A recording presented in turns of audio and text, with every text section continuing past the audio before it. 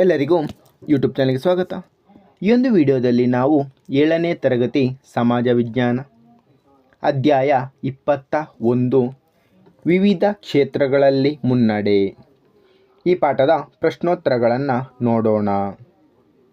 ಖಾಲಿ ಬಿಟ್ಟ ಸ್ಥಳಗಳನ್ನು ಸೂಕ್ತ ಪದದಿಂದ ಭರ್ತಿ ಮಾಡಿ. ಮೊದಲನೇ ವಾಕ್ಯ, ಬೆಂಗಳೂರನ್ನು ಭಾರತದ ಡ್ಯಾಶ್ ಕಣಿವೆ ಎಂದು ಕರೆಯುತ್ತಾರೆ. ಉತ್ತರ ಸಿಲಿಕಾನ್. ಎರಡನೆಯ ವಾಕ್ಯ, ಪ್ರಪಂಚದಲ್ಲಿ ಮೊಟ್ಟಮೊದಲ ಜೈವಿಕ ತದ್ರೂಪಿ ಸೃಷ್ಟಿಯಾದ ಪ್ರಾಣಿ ಡ್ಯಾಶ್. ಉತ್ತರ ಕುರಿ. ಮೂರನೇ ವಾಕ್ಯ, ಗೃಹ ಕೈಗಾರಿಕೆಗಳು ದೇಶವನ್ನು ಪ್ರಗತಿಪಥದತ್ತ ಕೊಂಡೊಯ್ಯುವ ದೀವಟಿಗೆಗಳು ಎಂದು ಹೇಳಿದವರು ಡ್ಯಾಶ್. ಉತ್ತರ ಮಹಾತ್ಮ ಗಾಂಧೀಜಿ. ಮುಂದಿನ ಭಾಗ, 2 ಅಥವಾ 3 ವಾಕ್ಯಗಳಲ್ಲಿ ಉತ್ತರಿಸಿರಿ. ಮೊದಲನೇ ಪ್ರಶ್ನೆ, ಸಂಪರ್ಕ ವ್ಯವಸ್ಥೆ ಎಂದರೇನು? ಉತ್ತರ, ಒಬ್ಬರಿಂದ ಮತ್ತೊಬ್ಬರಿಗೆ ಅಥವಾ ಒಂದು ಸ್ಥಳದಿಂದ ಮತ್ತೊಂದು ಸ್ಥಳಕ್ಕೆ ಸುದ್ದಿ ಅಥವಾ ವಿಷಯವನ್ನು ತಲುಪಿಸುವ ವಿಧಾನವನ್ನು ಸಂಪರ್ಕ ವ್ಯವಸ್ಥೆ ಎಂದು ಕರೆಯಲಾಗಿದೆ. ಮುಂದಿನ ಪ್ರಶ್ನೆ, ಪ್ರಮುಖವಾದ 3 ಸಂಪರ್ಕ ಮಾಧ್ಯಮಗಳಾವುವು?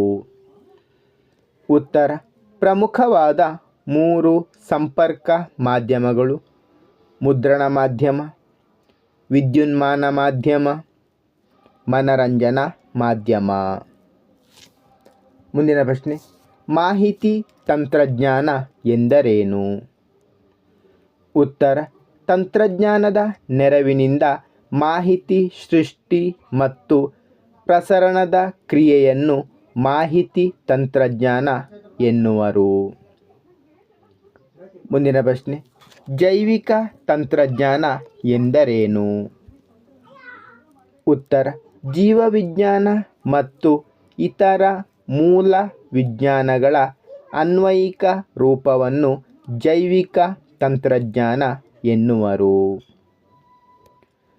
ಮುಂದಿನ ಪ್ರಶ್ನೆ, ಜೈವಿಕ ತಂತ್ರಜ್ಞಾನದ ಪಾರ್ಕ್ ಇರುವ ಕರ್ನಾಟಕದ ಜಿಲ್ಲೆಗಳಾವುವು?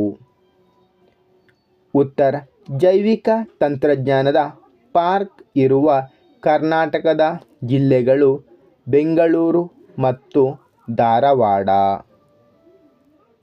ಮುಂದಿನ ಪ್ರಶ್ನೆ, ಸಾವಯವ ಕೃಷಿ ಪದ್ಧತಿಯ ಮಹತ್ವ ತಿಳಿಸಿ. ಉತ್ತರ, ಸಾವಯವ ಕೃಷಿ ಪದ್ಧತಿಯ ಮಹತ್ವ. ಸಾವಯವ ಕೃಷಿಯು ಪರಿಸರ ಸ್ನೇಹಿಯಾಗಿದೆ. ಸಾವಯವ ಕೃಷಿಯು ಸುಸ್ಥಿರ ಕೃಷಿಯನ್ನು ಬೆಂಬಲಿಸುತ್ತದೆ. ರಾಸಾಯನಿಕ ಮುಕ್ತವಾದ ಉತ್ಪನ್ನಗಳು ಆರೋಗ್ಯಕರ ಮತ್ತು ಬಳಕೆಗೆ ಸುರಕ್ಷಿತವಾಗಿವೆ. ಇದು ಮಣ್ಣಿನ ಫಲವತ್ತತೆ ಮತ್ತು ಮಣ್ಣಿನ ಆರೋಗ್ಯವನ್ನು ಹೆಚ್ಚಿಸಿ ಸಂರಕ್ಷಣೆ ಮಾಡುತ್ತದೆ. ಮುಂದಿನ ಪ್ರಶ್ನೆ, ಮಣ್ಣಿನ ಸವಕಳಿ ಎಂದರೇನು?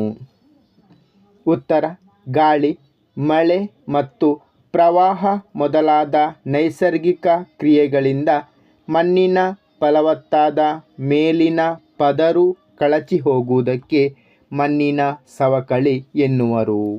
ಧನ್ಯವಾದಗಳು. ಇಷ್ಟವಾದರೆ ಲೈಕ್ ಮಾಡಿ, ಶೇರ್ ಮಾಡಿ. ಹೆಚ್ಚಿನ ವಿಡಿಯೋಗಳಿಗಾಗಿ ಚಾನಲನ್ನು ಉಚಿತವಾಗಿ ಸಬ್ಸ್ಕ್ರೈಬ್ ಮಾಡಿ.